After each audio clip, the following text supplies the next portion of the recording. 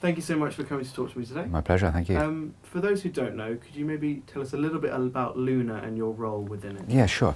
I play an artist in this film who has fled, if you like, to the seaside, to the country, very rugged seaside, very wild, with a much younger partner, which is alluded to in the film. And while there, is working quite well creatively, but there are still demons that haunt him, and the people that come to stay, played by Ben Daniels and Dervla Cohen, bring with them past memories that need clearing up.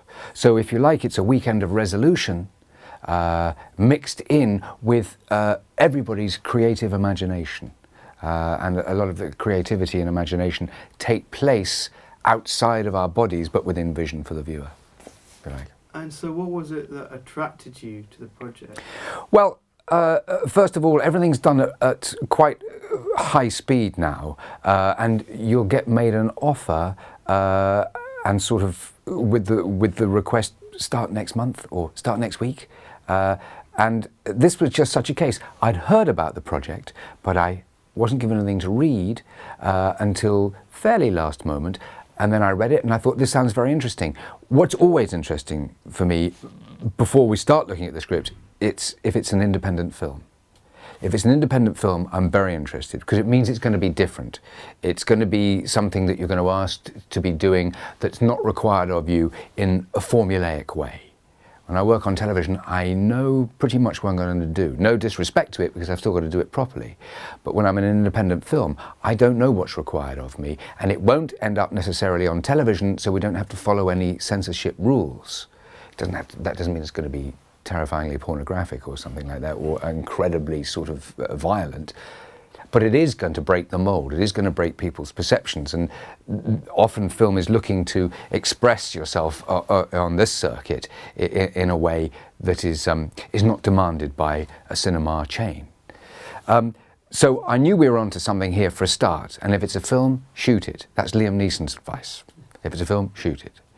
Then I read the script, and it was fairly bare-bones script. But I noticed there was a lot of description about what's going on off the dialogue. And then I looked at Dave McKean's previous film, Mirror Mask, which starred Stephanie Leonidas, who's also in this film. And then I saw that there was a whole other dimension to this project that I couldn't possibly second guess, that I couldn't use to determine whether I should do this film or not. You either like that style or you don't. I've met very few people that would ever object to it, and so I just went in. Good. Dave McKean has a very unique way of sort of seeing the world and his imagination. Certainly does. How was it working with that and getting to grips with his story and his presentation of the fantasy world? Well, you just have to trust him, because there are things that he is going to create and he is going to offer which haven't even formulated in his mind yet as you're going along. Obviously a great deal of it will be. He's got a whole concept for the film, but there'll be other things that he can work on in post-production that you are not aware of.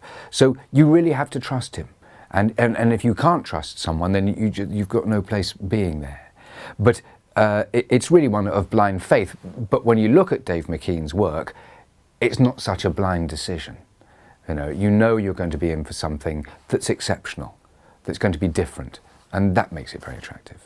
Yeah. So we're here for the Raindance Film Festival. What's it like for you, your experiences of being featured this year at the Raindance? It was really unexpected.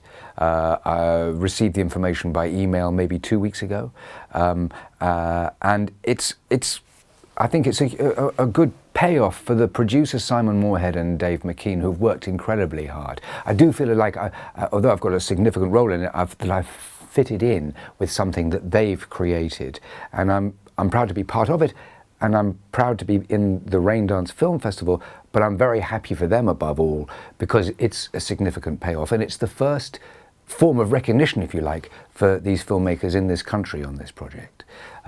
It's gone very well at the Toronto Film Festival, I believe. But this means something very much, because here we are on our home territory. It's very important. So what would you want audiences to experience while watching the film? That I'd like to see. I've not seen the film myself. I'm going tomorrow to its opening at the Raindance Film Festival. I would like to see what they think.